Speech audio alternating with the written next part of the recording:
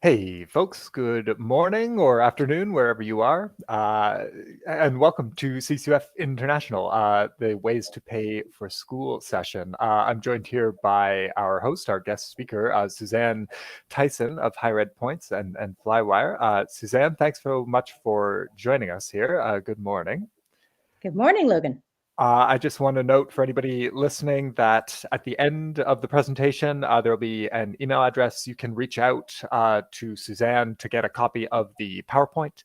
We'll send it around as well as needed. You'll be able to download it from the site, from the event portal, wherever you need. And the recording of this session will also be available through the portal as soon as the processing is done. So if you miss some of it, can't stick around, or just want to review, all of the material is available. So we'll take some questions sort of at the end. Otherwise, Suzanne, thanks again for your time and take it away. Good morning. Thank you so much, Logan. And good morning to everybody, afternoon, evening, wherever you are in the world. I'm always curious about where students are coming from when I present. So if you want to put in the chat which country you're from and perhaps what you'd like to study and where you'd like to study, I'm always curious to see that information. So I am, as Logan mentioned, the founder of a company called Higher Ed Points. We are now a part, both I and Higher Ed Points joined Flywire, one of the sponsors of this event recently. And the pleasure is all mine being able to talk to students about coming and studying in Canada and helping you find sources of funding that may not be obvious to you. It's certainly not obvious to domestic students here in Canada until a student or a parent has been in school for a little while. So what I've done is I've created a compilation of many years of experience in the student funding space and put together a ways to pay for school presentation. And originally, I would much prefer to be in person with all of you, but I would go out to high schools and give this presentation to students and parents. And there were always questions when we did them online and even in high schools from international students. So all of the questions over the years came to fill what I believe is the starting point for you on your journey to find funding. So wherever you are right now in your stage of exploration of studying options, you're going to have a whole bunch of decisions to make. And I can tell you that being in auditoriums with hundreds of students and parents, it can be very stressful. But the great news is there are so many different pathways and different options to obtaining a post-secondary education that any decision you make now and any path that you take will build on your future success. But no matter what your decisions are, which country you study in, we hope you'll choose Canada. Everybody has to figure out how they're going to pay for it. And part of that is figuring out how much it's going to cost. So the place I would suggest you study, and because you're at this session and at this event, you probably already know about studyincanada.com. I would highly recommend that you spend a lot of time trolling around in the different sections of the website. And I saw there was a session just before mine about how to use the site. But when you land at Study in Canada, you can check out the types of institutions that we have here. We've got university colleges, career colleges. There's a separate portal in a separate section in the portal for graduate and professional schools. And then you can even start come and study in Canada from kindergarten up to the end of your grad school. So it's kindergarten to 20. And there are also lots of online learning options. If there's one silver lining from the pandemic, a lot of schools now are offering part of their programs or specific courses and also micro credentials online for international students. So there's lots of information you can find on the different types of study pathways. And when you get to Study in Canada, there's a fantastic section you'll see in the top navigation called Discover. There are all sorts of articles and information for international students specifically. A lot of the common questions have been answered by the people who write for Study in Canada. When you get into the site and you search programs, I put in business when I did my search here. And what happens is you get business programs based on school type. So you'll see university college, career college, et cetera, over here. And at University of Waterloo, you've got accounting, financial management, and 3 different study options. Bachelor's degree co-op, which is amazing because you can study and work. And the students I know who've done the Waterloo co-op program generally come out with money in their pockets as opposed to student debt. and honors programs. And from there, you can decide, after you decide degree or diploma, part-time online co-op, and the province you want to study in, you can compare programs in Canada. And the reason the two things are important is to understand a business degree at one university costs a different amount of money than at another university or college. And the pathway program, if you're trying to get to the postgraduate work permit, then there are different pathways that you can take to get there. And a lot of them will be, the price differential can be incredible. So I know that Danny from CUAC presented just before me. The pathway to get you on that work permit may be a lot shorter at a college than it would be potentially at a university. So that's why this information is important when you're looking at how to fund your studies here. I did some research a number of years ago, and I kept hearing from students that tuition is the easy thing to budget for because it's a known quantity. You pretty much know what your tuition will be from one year to the next. And I saw that Brock University has just created a tuition freeze for international students. So what you pay in first year is what you're going to be paying throughout your degree at Brock University. But after you pay your tuition, what a lot of students, especially international students, find about Canada is it's very expensive. The food and the clothing, telecom, cable, transportation can add up to a lot of additional expenses. And students generally are asked by the government of Canada to prove their financial capacity for the first year. And from my conversations with financial aid officers, they say, often students think they're going to be able to make enough money by working, but especially with the pandemic, a lot of places that you'd find employment have been shut down or limited access. But with all of that being said, don't worry, don't stress, because millions of students have done this before you and they've found a way. And I'm going to start showing you different places to look for money. On the Higher Ed Points website, this link will take you to this form. You can print off a copy of it, or there's an Excel worksheet that you can work through it. The most important thing I would recommend is that you put in all of your anticipated expenses, and don't forget about categories that even domestic students, they get a meal plan when they're in residence on campus, but they forget that they're going to be going out and they'll have other food expenses beyond the meal plan. So what I do when I'm presenting in person is parents and students will fill out the expenses side of their study journey, and then together with their family and their supporters, they'll fill out the right-hand side of what money is available from the family and from their own personal savings. And then the fun begins, because we start talking about the funding out there for students that's available from different from the schools themselves, from working, et cetera. And this is when I present to students and parents in Canada, the different categories of funding are merit-based. So that's if you've done something academically or sports-wise or any of the criteria of the merit-based awards where they're saying, we would like students who have achieved this. Then there's financial needs-based awards. And there's lots of money out there for Canadian citizens from government funding.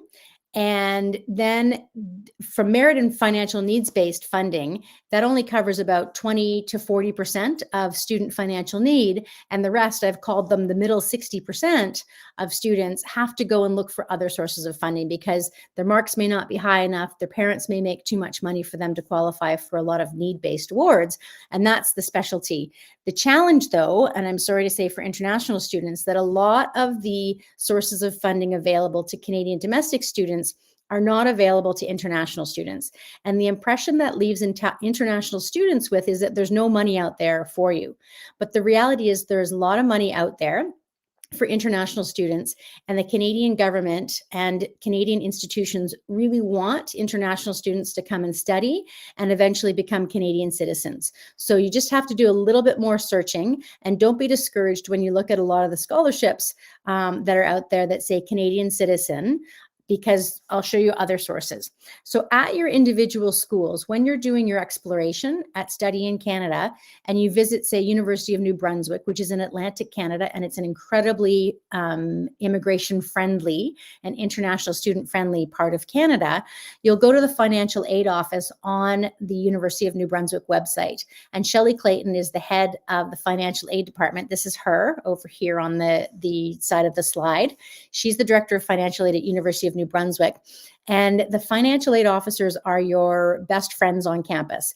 They may not be able to give you access to government student funding, but they have lots of different things that they have made available to international students, especially during the pandemic. What happened in Canada is the Canadian government said to international students, stay, you don't have to leave the country during the pandemic. And they provided a lot of support to domestic students and young people through government funding, which ended up freeing up funding on university campuses for international students. So they were able to support students who were here with subsidies and grants and, basically financial assistance for food and for rent and stuff. And as a result, students were able to carry on their studies online. Wasn't ideal, but there was funding available. And the financial aid office is the place to go once you've decided where you want to go to school. Then I'll talk about the other sources of funding for the middle 60. Scholarships Canada is the sister company to Study in Canada. And if you haven't already registered at scholarshipscanada.com, I highly recommend you do, because when you fill out your profile, all of the information that you put in your registration process is tagged to scholarships and awards and contests and research studies that are available to your particular profile. So when at the end of your registration, you'll have a list of scholarships and awards and other things that might fit your profile and are particularly of interest to your age and stage. So if you're a grad studies student, there'll be graduate scholarships that you get. If you're undergrad going directly in from high school into college or university, there'll be awards and scholarships appropriate for you. I'll talk about higher ed points in a slide. And the reason that it's important for you to go into your financial aid office is you can't apply, this is Shelley Clayton saying this, you can't apply for an award that you don't know exists. And almost every school now has a one-time-a-year registration process where students can put in their information, and whenever there's a new source of funding that comes up, you're automatically considered for that funding. And the best example I have of this is students at Ryerson University who are registered in the financial aid office. They found in the financial aid department, they had all sorts of endowed scholarships. So money that they had to contractually give out to students hadn't been applied for and claimed. So they had this pot of cash that they had to give out, and they wanted to find an equitable way to do it. So they sent an email out to everybody registered at the financial aid office and said, what do you need most in terms of funding? Is it help with your rent? Is it help with food? And the number one thing in Toronto, because a lot of students commute from outside of the main city, was transit passes. So everybody who registered ended up getting, I think it was $400 or $800 of credits in public transportation. And that was the benefit of students having registered at the financial aid site. We'll talk about employers a little bit here specifically, and your work permit will allow you to work for up to 20 hours a week, I believe it is. And those employers that you're working for, often they have scholarship programs. So check out when you're looking at where to work, check out whether they do have scholarships and awards and tuition funding. I know Starbucks is incredible. If you're in your home country and there's a Starbucks and you work at that Starbucks, a certain number of hours may qualify you for tuition support. And then there's all sorts of private sources of funding. So higher ed points allows students, every kind of student, so undergrad, domestic, international, mature, continuing education students, to use loyalty points to fund their education. So depending on where you are in the world, you may or may not have loyalty programs. If you're from North America or Australia or the UK, you probably are asked for your loyalty program card every time you use your credit card or when you go into retailers. And so what higher ed points has done is created a reward item. So instead of redeeming your loyalty points for a flight or for a toaster, you can redeem them for an education credit. And TD, they're the sponsor of the event today. Their TD Rewards program is one that you should look at when you're exploring your options. They also have a fantastic GIC program. So check out TD's GIC program. Aeroplan, if you're flying to Canada using Air Canada, you can sign up for the Aeroplan program, and American Express globally. So you can convert those points into higher ed education credits, and then higher ed points will transfer the funds directly into your student account at the school, into your tuition account. So start asking your relatives and friends in Canada if they collect these loyalty points, because they can use them to help you pay for your tuition.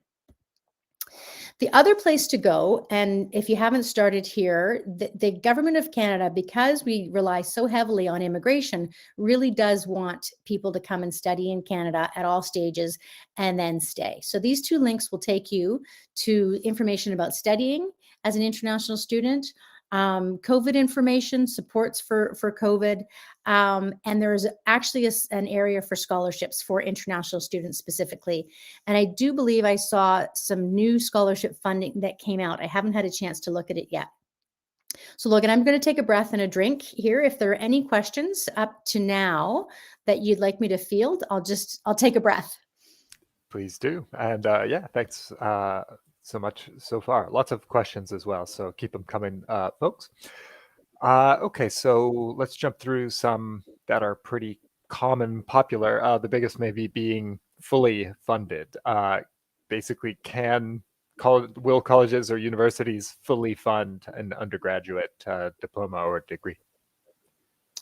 That is a question that there are too many possible answers to that question. What I would recommend you do is go to the campus website that you're interested in studying at and talk to the recruitment people. The recruitment people will be able to get that information for you. A lot of them are here today from the exhibitors. And you can also go to their application sections on the website, and there's generally a separate section for international students, and I've seen some phenomenal lists of programs. So Langara College in British Columbia has an amazing site for international students and all of the resources that are available, and they will list the awards and the scholarships and the bursaries and the funding that would be available to students. For graduate studies, it's a different story at each campus as well. So I would just say go to the campus website and talk to their recruitment people to give you the answer for the school you're interested in. Perfect. Thanks. Very good advice in general, for sure. On the topic of graduate studies, we've got somebody else asking if they're studying as a grad student, will they be able to work enough to be able to pay for the degree, do you think? So I think that it depends on, this is a great question for Danny at CUAC, and he presented just before, and I think he's presenting again this afternoon at 1 or 2 o'clock. I would say ask Danny about that, but if you go to this website at the Government of Canada website, they have all sorts of information. In fact, it might be on the screen grab that I have here, applying for your study permit and what your study permit allows you to do. And a lot of grad programs will have work study or research positions with the professors. And I do know of one student, I'll talk about her in a minute, because of COVID, her family at home didn't have enough funding for her tuition. And so she was able to request a change to her status and make it possible for her to work more than the 20 hours. But again, I would check at the Government of Canada website and then ask Danny this afternoon in the session there. So I'll pick one more, Logan. Great, thanks very much. Here's one. Can students have more than one scholarship at a time, like a needs-based one, academic one? If a given scholarship won't cover the whole thing, can they apply for more than one? Absolutely. So thank you, whoever asked that question. You've just seeded this next slide, which is amazing. There are lots of scholarships and awards and sources of funding out there for students. And the advice is to apply for all of them. Because every time you apply for high school students, when I'm presenting to high school domestic students, every time they write an essay for one of the big scholarships here, the TD scholarship, for example, is very big. They're honing their personal story, which will help them get into the program they want to get into. It will help them in interviews. It will help them with competitive employment opportunities when they're looking for summer employment. But you can have as many scholarships as you want. There are only a couple that I know of that say, if you win this award, you're not allowed to accept the funding from another award. And that's because they are paying full freight for students out there. But absolutely, when you go to Scholarships Canada and you get that full list of awards, you'll be able to apply for all of them and accept them. And there was a student a few years ago now who couldn't find a summer job. So they said, all right, my summer job is going to be applying for contests and scholarships and awards. And they ended up making more money from the winnings of the scholarships and awards than they would have if they'd had a summer job. And it's tax-free as well. So that's the other benefit. So this is information, and there's lots more information I can talk about and lots of examples that you'll find in the Scholarships Canada database of awards that are available for international students. But I can't emphasize enough that the financial aid officers on your prospective campuses are an amazing place to go. The Centennial College Financial Aid Office mentioned once that while students can't get government funding, and a lot of the scholarships are for Canadian citizens, they can find you funding for living expenses. They always have emergency funds. So if you're, getting down to your last couple of dollars and you're about to have a problem with your landlord, go to the financial aid office because they can often help you on a short-term needs-based basis. A lot of schools now through Flywire are starting to offer payment plans, which makes it a lot easier to budget over the course of a semester or a year to pay your tuition. And I mentioned the One app already as well. The Opteris Rebel with the Cause Award is an example of a big scholarship. There are 2 awards of $10,000. And the thing I love about this scholarship is you can apply if you're a female aged 16 to 28. You can apply for this award. And you need to be enrolled at a Canadian post-secondary institution. But this woman at the top, Reem Mahmoud, is from Syria, and she won in the first year of the scholarship. And she wants to study at York University. It's open every April to June annually. And the thing that I love about the conversations I have with international students is to make the decision to leave your home country to come to Canada creates very interesting and compelling essays for a lot of these scholarships. And Reem's story was unbelievable. And the entire adjudication committee was blown away by Reem's story. So there are lots of awards out there like that one. And then at higher ed points, the one thing, because I hear all the time, not just for international students, but domestic students, I don't have time to write essays. I'm not an exceptional student. I'm just a normal person. And I don't play, competitive hockey, et cetera, et cetera. So we created the Alt Scholarship. So it's an alternative to every other scholarship out there. The link is at the top. And you have to, again, be studying at a Canadian institution to participate because the money will be deposited directly into your tuition account. But the thing that I kept in mind when I was creating the Alt Scholarship is that everybody can enroll, right? It's not just for students that are directly going into post-secondary after high school. There are no transcripts required. Every student has the same chance to raise funding because it's a crowdfunding program. So you can crowdfund donations of cash from family, friends, relatives, strangers, your employer, et cetera. And you can also crowdfund loyalty point donations. And nobody's flying anywhere right now for the most part. So there's lots of loyalty points sitting in people's wallets that you can tap into. So you can check out Rai Putriansia. She was one of the first students to get fully funded at $2,000 with their Alt Scholarship program. And all she did was she put her story up, said what she was studying, why she needed the funding because of the pandemic. And she raised $2,000 to help her pay for some, I think she took some web design courses so that the part-time work she got was higher paying than retail or restaurant work. And so I reached out to her when she was fully funded. I said, oh my goodness, you're the fastest student ever to raise your money. And she told me her story about being an international student.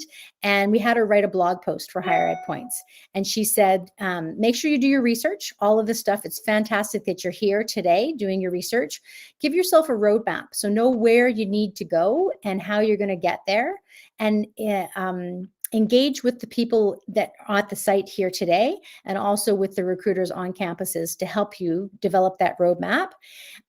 Be directly involved with the immigration process. So again, Danny Zaretsky, who presented before me at CUAC, is a fantastic company to go and work with the agents that he has globally out there.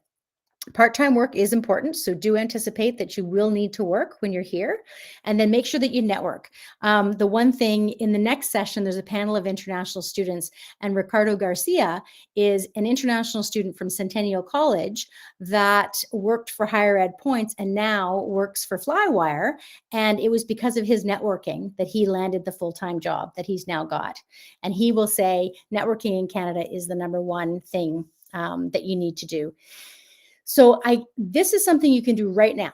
If you don't already have a LinkedIn profile, go and set up a free profile at LinkedIn and have in your profile the fact that you're an aspiring engineer or artist or business student, and you'd like to come and study internationally to Canada or wherever you end up wanting to go. If you put your profile up there, then you'll start getting things in your feed like you do in Facebook and all of the other social media platforms that are based on your interests. And then as you find people, so you can connect with me on LinkedIn. I always accept messages that say, I saw your presentation on ways to pay for school. I'd love to link in with you. And connect with people like me and with Logan and Chris Wilkins and the other people you'll see today on LinkedIn, because our networks now become your networks, and you'll be able to see the people that we engage with. But do always include a personal note. It's very important not to just use the click, I'd like to connect on LinkedIn, because we get a ton of those all the time. The other thing that's really cool about LinkedIn is you have direct access to the hiring managers at thousands of companies globally. So this is a bit old now. This is probably from the summer. Peter Tran is a software engineer at Amazon, and he says, I'm hiring. Feel free to message me.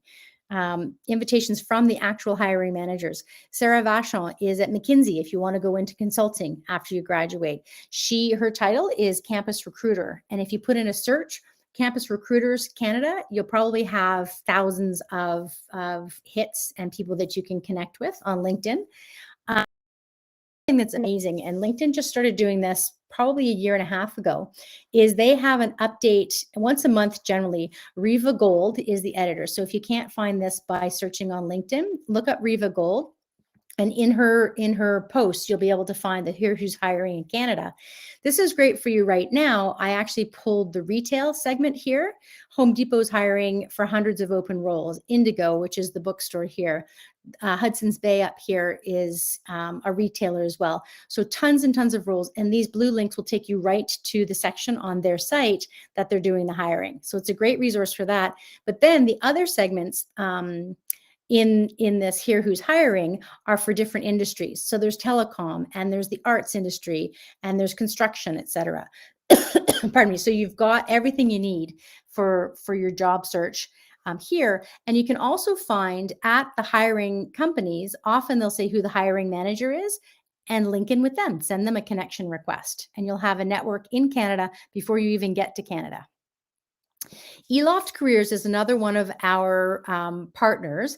And if you subscribe or follow them on LinkedIn, you'll find all sorts of tips and advice for job seeking and changing careers, changing paths. And they actually offer lots of seminars. You may come across them on your campus when you get to Canada, because they do a lot of work with post-secondary schools now on the job search. So I'm coming up to the end here, so get your questions ready. These are additional resources. If you're at the beginning stages, you will need to take a language test to get into your program of interest. The CALE test is the only Canadian test out there, and it has been accepted at most of the institutions that you'll be applying to in Canada. So you can find out about CALE at the link. Flywire is where Higher Ed Points and I now exist. And you'll probably see Flywire a lot when you're making your decisions to come to Canada and getting the money from your home country into the application center. So Flywire works with the Ontario College Application Center and the Ontario University Application Center. We help get the funds securely for your application and then also for your tuition. So check out Flywire. and make sure that that you know that this is an option to send your money as opposed to sending wires, because you'll pay much lower fees and a better exchange rate at Flywire. The other resource I'd suggest that you check out is Devant. When you get here, Devant is dedicated to students that want to stay in Canada and work and study, and they have incredible resources that you can tap into as well. And then these links will be available to you in the presentation, other places to look for scholarships and awards. Pardon me. So Logan, if there are questions, I'll put up the last slide here with the email address. And again, for those that joined after the session started, this presentation will be made available through the CCUF website on my presentation. And if you want it sent to you directly, just send an email to info@higheredpoints.com, and we'll email you a copy of the presentation directly. So I'm happy to leave the page on any site that students feel important and answer some questions. Sure. Keep an eye out. Yeah, if there's a particular slide folks want to see to copy stuff down or whatever, we can jump there. Otherwise, we'll jump back. Lots of questions. We have about 15 minutes, so thanks again, Suzanne. First one from Anonymous. Current international student here in Canada. Thinking about taking a loan. They are not too interested in scholarships of the $500 to $1,000 variety, with tuition fees of 30,000 plus. So would you say that taking a loan is maybe more effective, or just one more arrow in the quiver? Where do you see loans sort of playing into this? So there's lots of, if you go to the TD website, so TD Bank Canada, they have a student section, and you can look at the sources of funding that are available to international students. Sometimes it can be challenging to get a loan or a line of credit just because of the requirements to get them, but there are specific things that are available for students. So I would say check with the banks.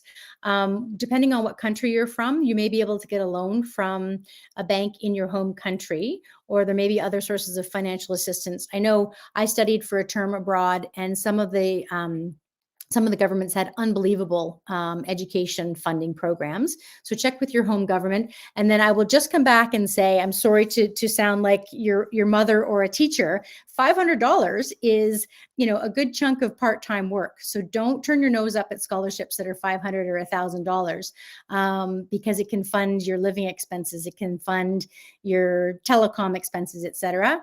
And the other reason it's really important to apply, and if you're in the top candidates to become a finalist or to win that award, is that really helps you stand out when you're looking for grad school, or you're looking for jobs, even part-time while you're working, or when you go to become a citizen and you want to get a full-time job. So please don't ignore the scholarships and awards that are out there, because it will help you in more ways than you can imagine.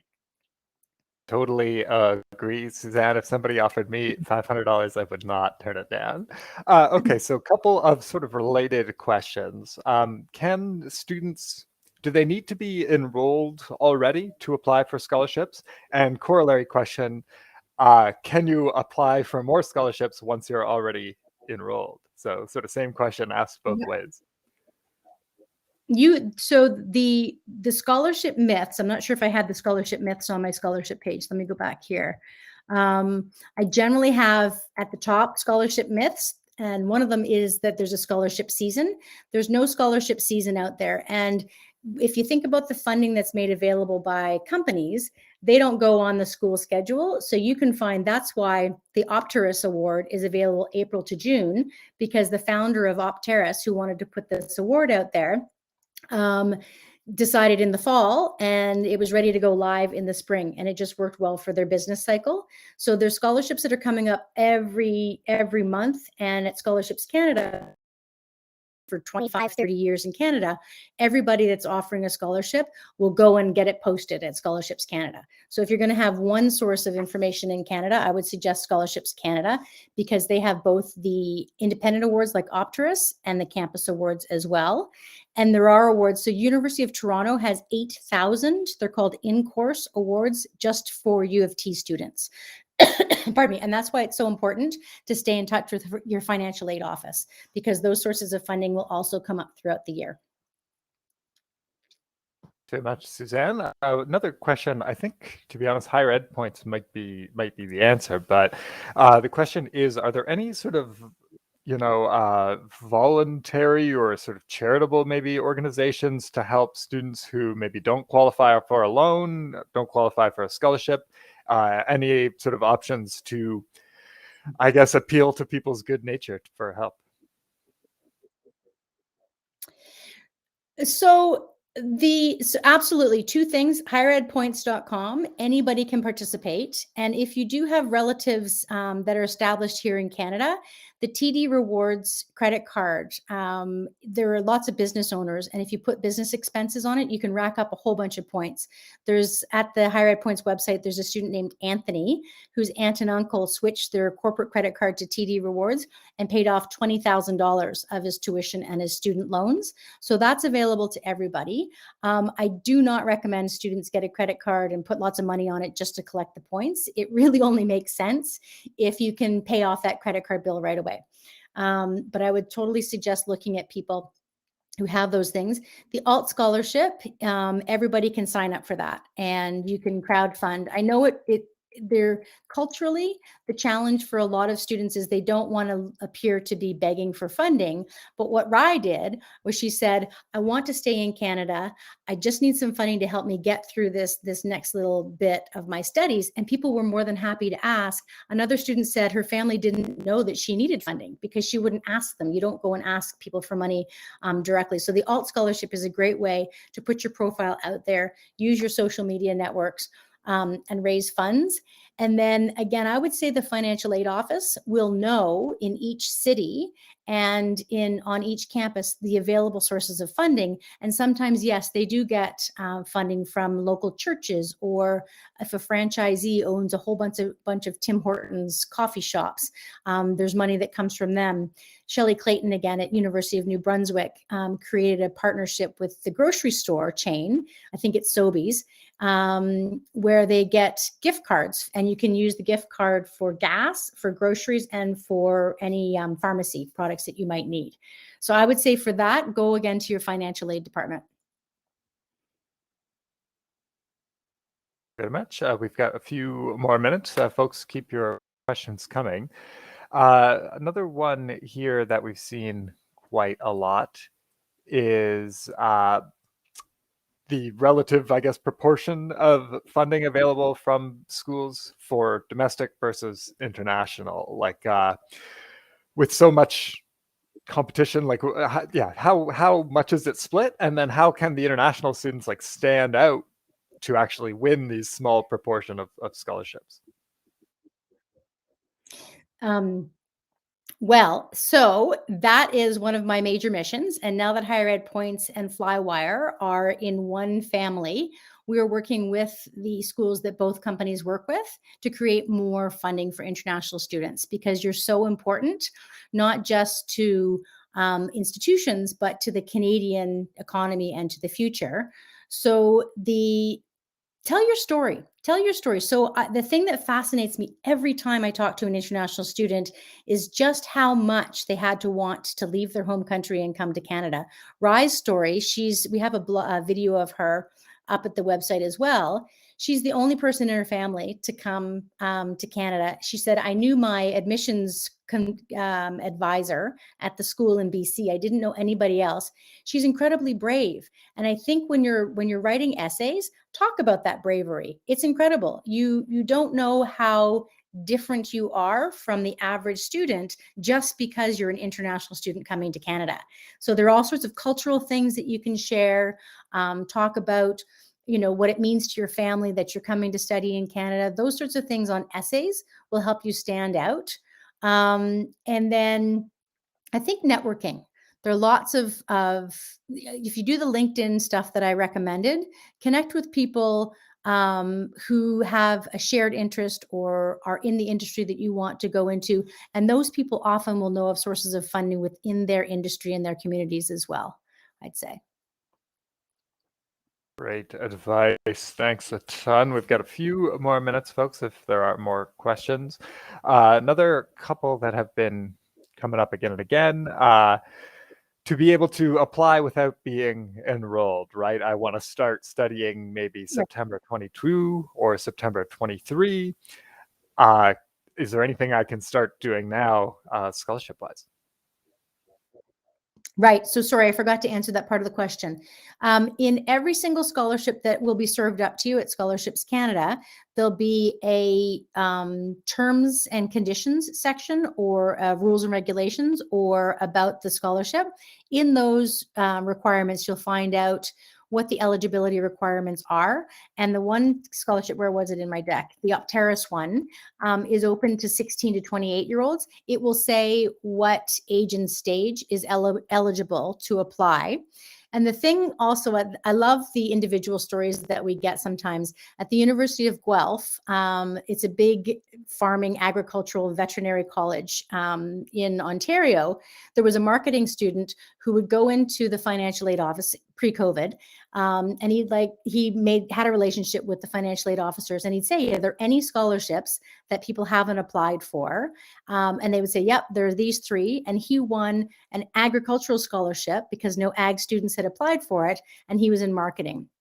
So I would say, take a look as the first step at the ones that are open to you.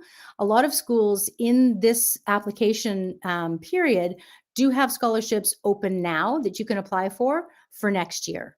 So yes, there are ones that are available.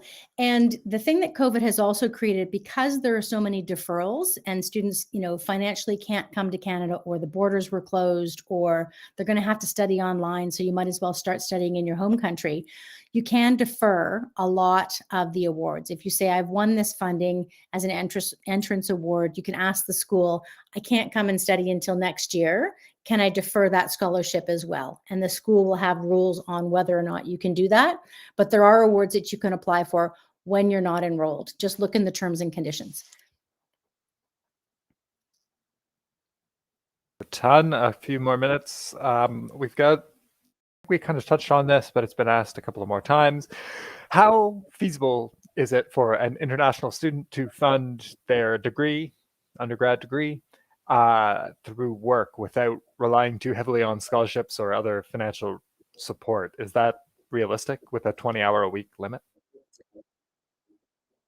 I would say it's not. I would say if that's part of your financial strategy in coming to Canada, it's going to be a challenge to try and find well-paid work in the 20 hours a week that you're allowed to work. That's why when I was listening to Danny's session from CUAC before us, talking about the pathway to the postgraduate work permit, you can look at programs that are shorter in duration, get you that work permit.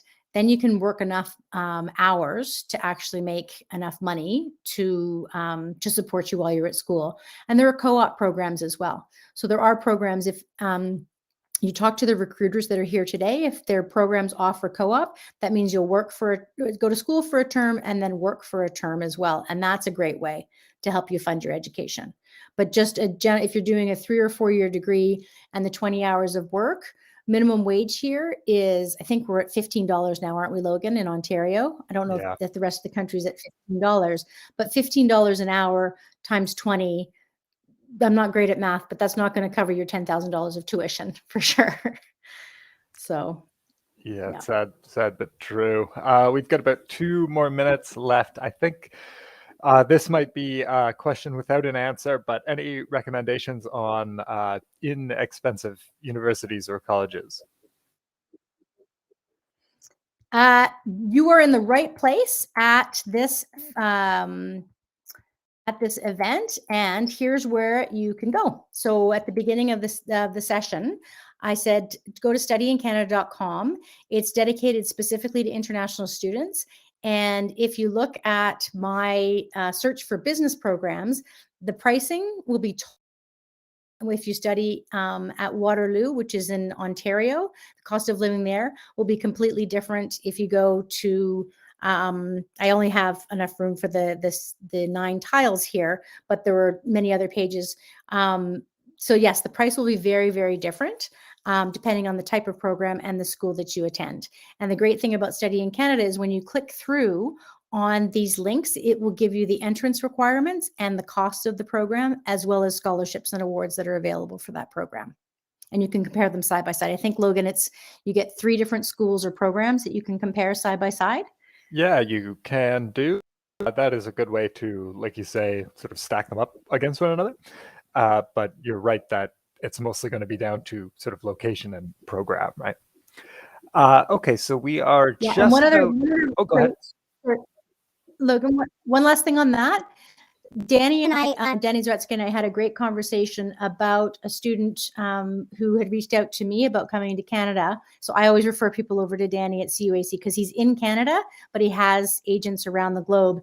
And he was talking about, he knows in detail a lot of the programs that are available. So if you work with someone like Danny or his team, they'll be able to help you guide, put that path together and find the most economical way to get you to your goal. Beauty. Thanks very much. And as a quick plug, Danny will be presenting again at 1 p.m. if anybody's missed his show from this morning. But otherwise, we are out of time. So Suzanne, thank you so much again for your expertise and sharing all this info with us. Thanks so much. Have a great day, everybody. You too, Suzanne. Just as a reminder, the recording will be available. You can reach out to Suzanne to get a copy of the PowerPoint deck as well at your leisure. Stick around for the rest of the fair and have a great afternoon, everybody.